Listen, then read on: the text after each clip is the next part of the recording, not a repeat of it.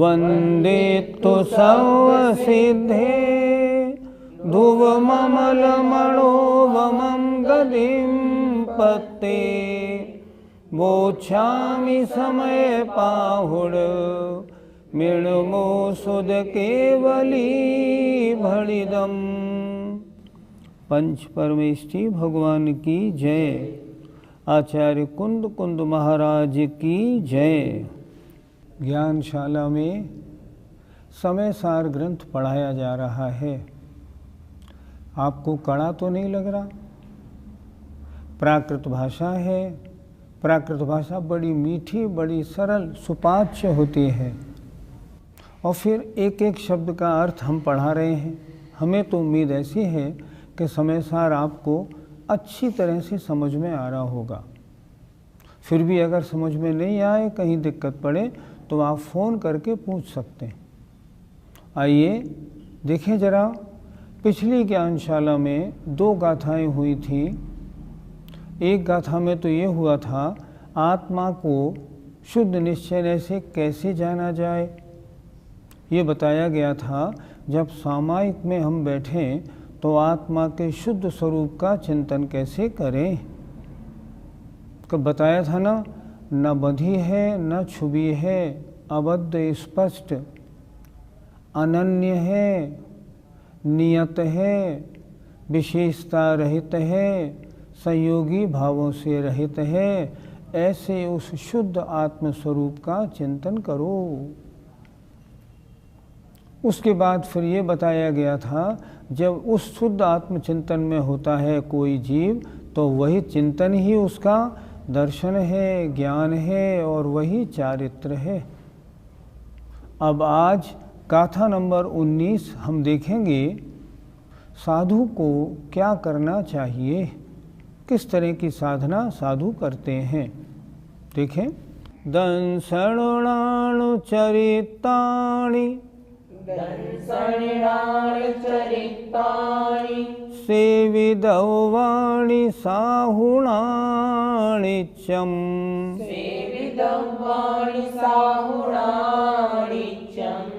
तानि पुण्यजानतिन्निवि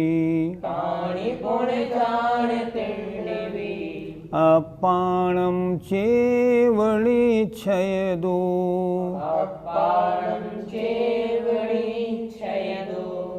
एक एक शब्द के अर्थ को अच्छी तरह समझते हैं। दंसन लाण चरित्राणि, दर्शन, ज्ञान और चारित्र। सेविदव्वाणि, सेवन करने योग्य हैं। साहुणा, साधुओं को। नित्यम, नित्य, हमेशा। क्या करें साधु? हमेशा सम्यक दर्शन, सम्यक ज्ञान, सम्यक चारित्र का सेवन करें। तानि पुण्य, तथा इन, जान माने इनको जानो, तिन्निव, तीनों को ही। निश्चय दो, निश्चय न से, अपाणम चेव, शुद्धात्मा ही।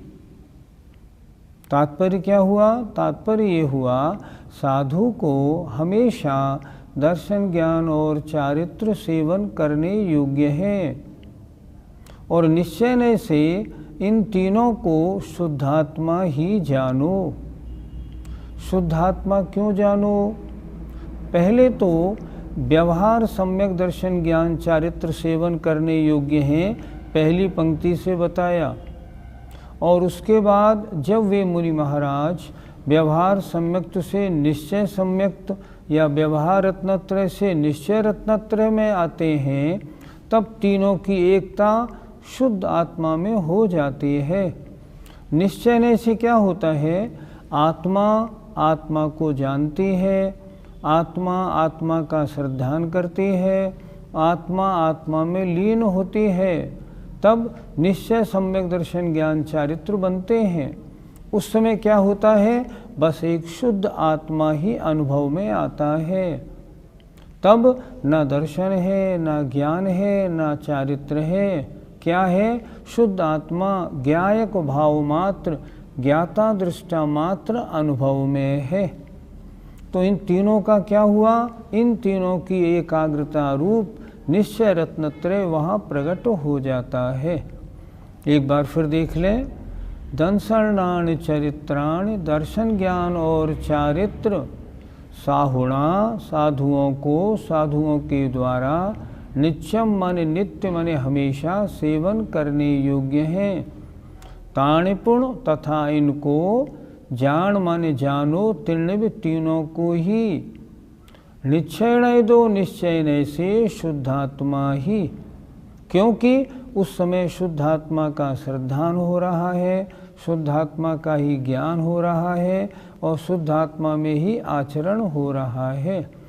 इसलिए निश्चय से निश्चय सम्यक दर्शन, आत्मा के द्वारा आत्मा का श्रद्धान, निश्चय सम्यक ज्ञान, आत्मा के द्वारा आत्मा को जानना, निश्चय सम्यक चारित्र, आत्मा के द्वारा आत्मा में रमण होना।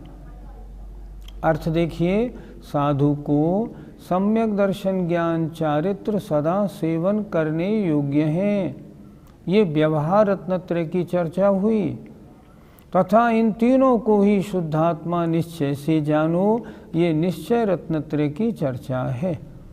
पहले हमेशा व्यवहार रत्नत्रय होता है और उसके बाद फिर निश्चय रत्नत्रय होता है। पंडित जी, साधु को व्यवहार रत्नत्रय और निश्चय रत्नत्रय कब होते हैं? साधु को यदि वे भावलिंगी साधु हैं तो उनके सम्यक दर्शन ज्ञान और चारित्र का सेवन रूप हमेशा होता है। 24 घंटे वो सम्यक दर्शन, सम्यक ज्ञान, सम्यक चारित्र की साधना, सम्यक चारित्र का सेवन करते रहते हैं। निरंतर 7 तत्व रूप श्रद्धान मजबूत रखते हैं। निरंतर अपने आत्मा का 7 तत्व आदि का ज्ञान स्वाध्याय वगैरह में लगे रहते हैं और जो मुनियों की चर्या है उसका पालन करते हैं। इस प्रकार व्यवहार रत्नत्रय का पालन तो उनके हमेशा होता है। लेकिन ऐसा करते करते जब कभी वो सामायिक आदि के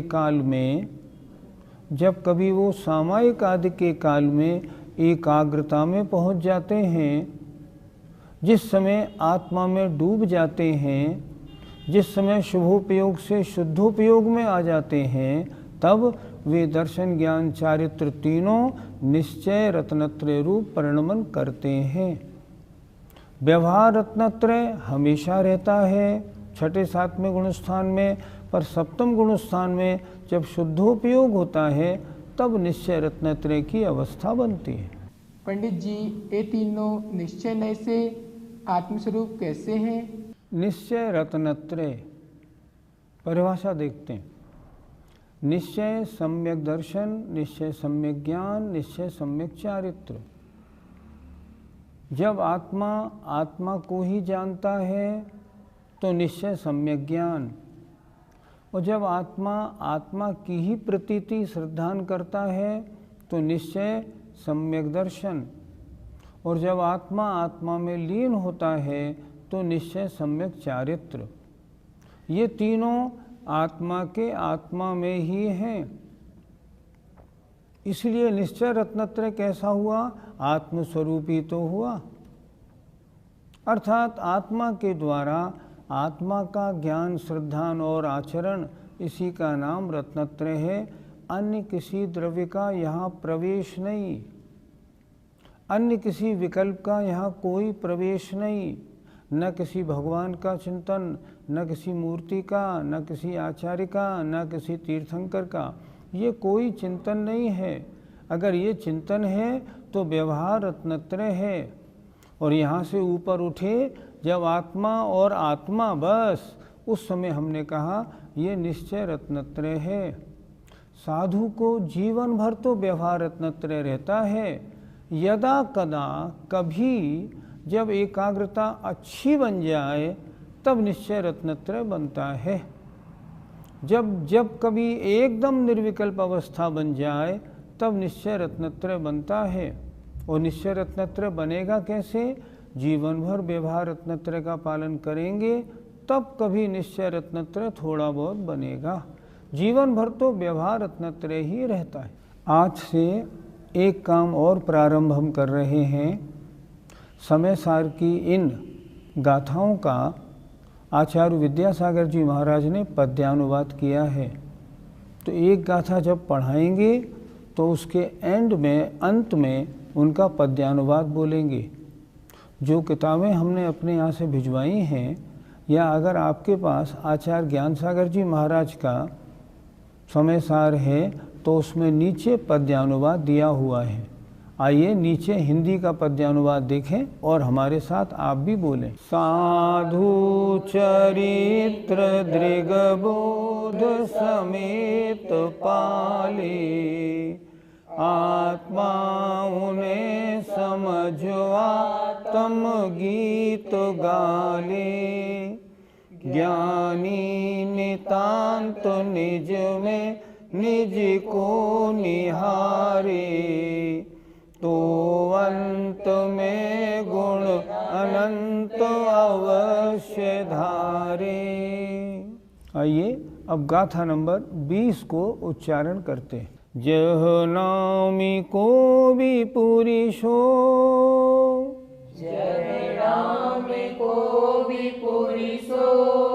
रायाणम जानी दूण सदहदी,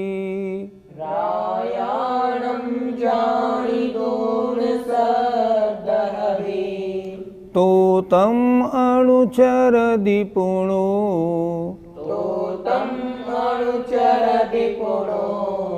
अथथियोपयतेन,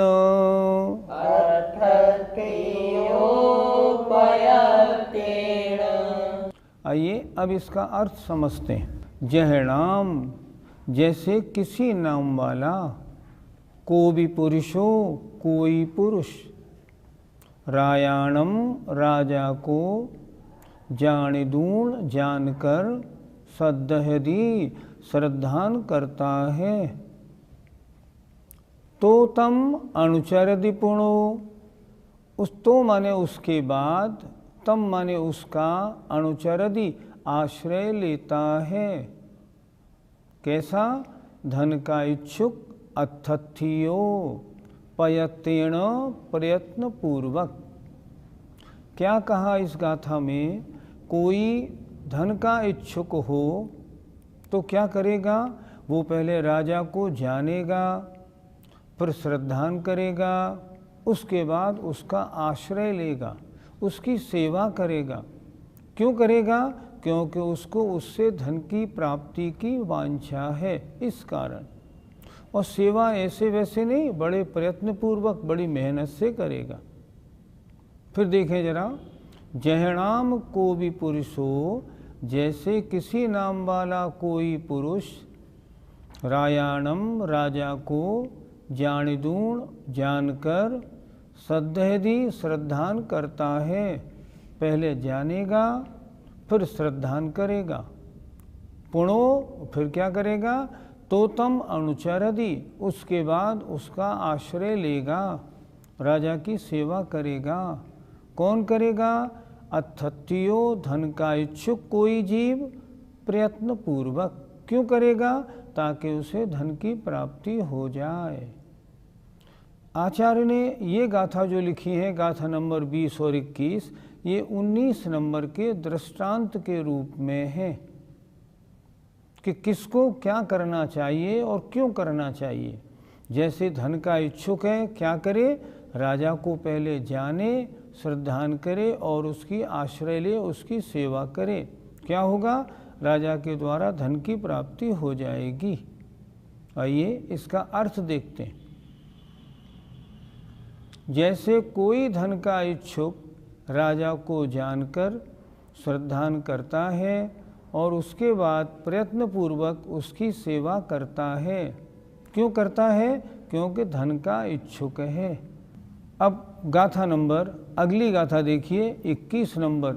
ये तो हुआ दृष्टांत। अब आइए दार्ष्टान्त पर। गाथा नंबर 21। आपने गाथा नंबर 20 में दृष्टांत पढ़ा, अब आइए दार्ष्टान्त पर। आचार्य कहना क्या चाह रहे हैं? एवं ही जीवराया, एवं ही जीवराया, णादवो तहय सदहे दवो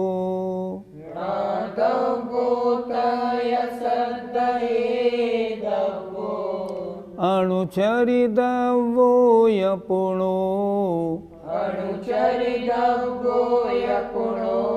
सोचे वधुमुख कामेण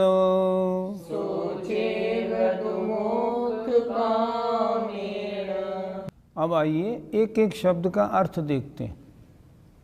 एवं ही इसी प्रकार जीवराया जीव रूपी राजा का णादब्बो ज्ञान करना चाहिए, तय सदहे दब्बो तथा श्रद्धान करना चाहिए। अनुचरिदब्बो या पुणो, पुणो माने फिर, और अनुचरिदब्बो अनुचरण करना चाहिए। किसको? उसी का। किसका? आत्मा का। किसको? मोक्ष कामेण, मोक्ष के इच्छुक पुरुष को। ये दृष्टांत है। क्या इसमें क्या बताया इन्होंने? जो मोक्ष का इच्छुक पुरुष है वो क्या करे? जीव नाम के राजा को या आत्मा को, आत्मा के शुद्ध स्वरूप को अच्छी तरह जाने, उसका श्रद्धान करे और फिर उसका अनुचरण करे, उसका एकदम उसमें लीन हो जाए, आचरण करे। उससे क्या होगा? उसको मोक्ष मिलेगा। दृष्टांत में क्या बताया था? पहले राजा को जानो, श्रद्धान करो, फिर उसका आश्रय लो। कौन लेगा राजा का आश्रय? जो धन प्राप्ति का इच्छुक होगा। और जो मोक्ष का इच्छुक है वो क्या करेगा? वो ये करेगा कि जीव रूपी राजा का अर्थात शुद्ध आत्मा का पहले ज्ञान करेगा, फिर श्रद्धान करेगा और फिर उसमें अनुचरण अर्थात उसमें लीन हो जाएगा।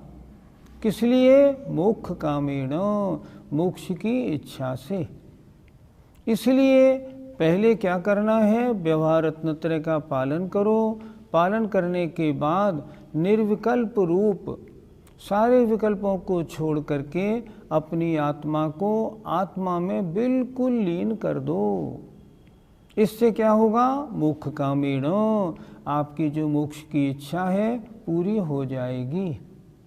इसलिए जिनको मोक्ष प्राप्ति का भाव हो वे सांसारिक अन्य कार्यों से हटकर अपने चित्त को आत्मा के श्रद्धान ज्ञान आचरण में लगाएं और उसमें ऐसे लीन हो जाएं कि शुद्धोपयोगी बनकर मोक्ष उनको आगे मिल जाए। ये इन दोनों गाथाओं का तात्पर्य है। गाथा नंबर 20 में ये कहा था कि धन का इच्छुक पहले राजा को जानेगा, फिर श्रद्धान करेगा, फिर उसका आचरण अनुचरण आश्रय लेता है, धन मिल जाता है। उसी तरह जो मोक्ष का इच्छुक है वो सम्यक दर्शन ज्ञान चारित्र को अच्छी तरह समझेगा, उसमें लीन हो जाएगा। क्या होगा? उसको मोक्ष की प्राप्ति हो जाएगी। अर्थ देखिए इसका।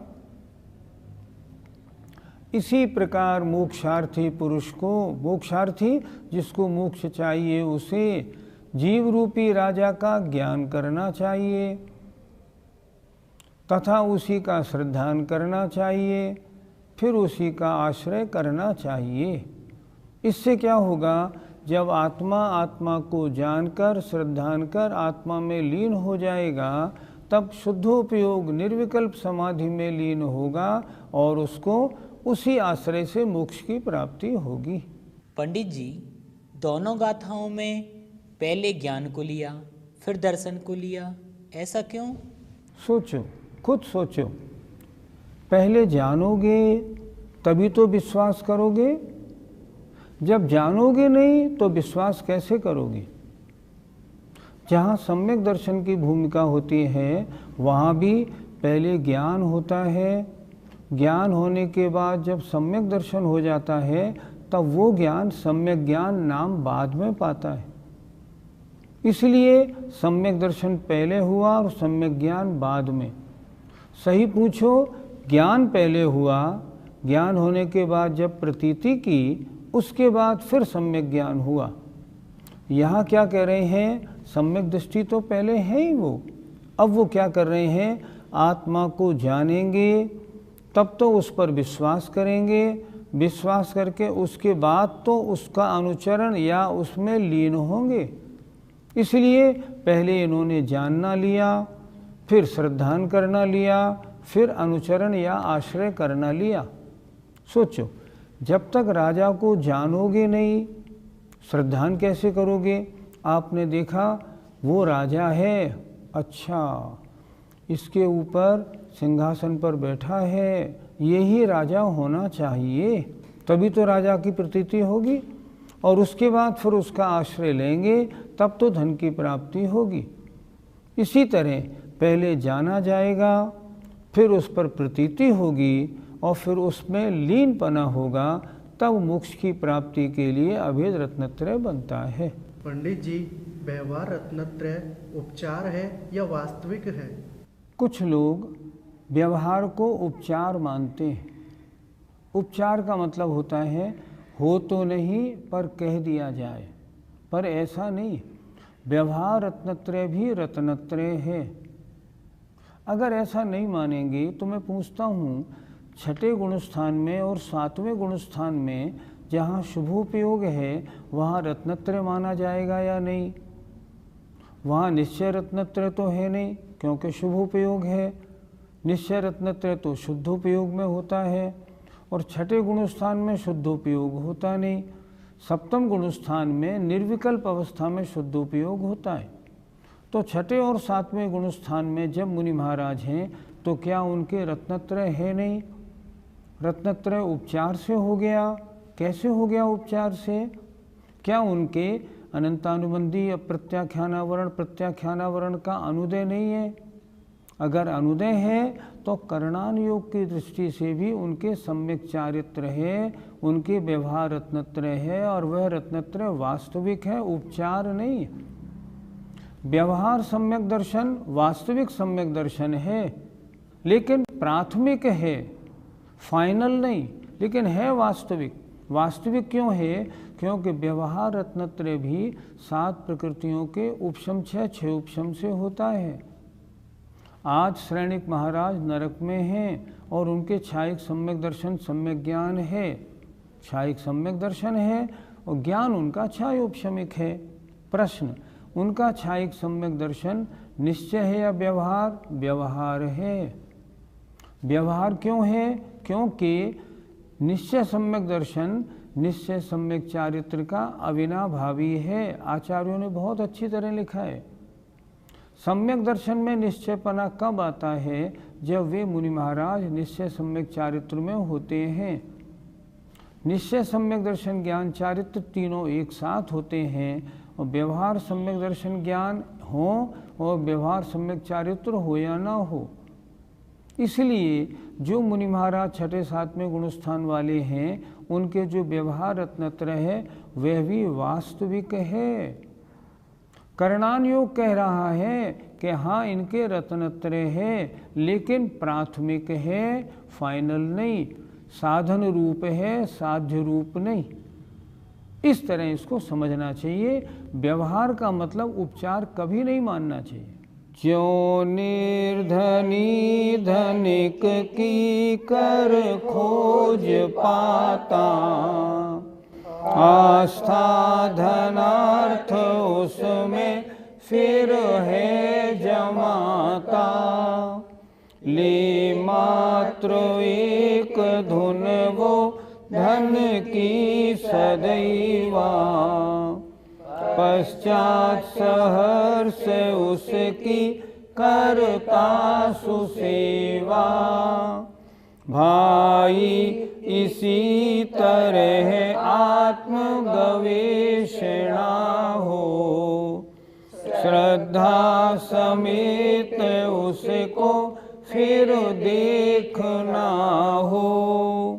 चारित्र भी तदनुसार सुधारना हो, ज्ञातव्य मात्र मन में शिव कामना हो।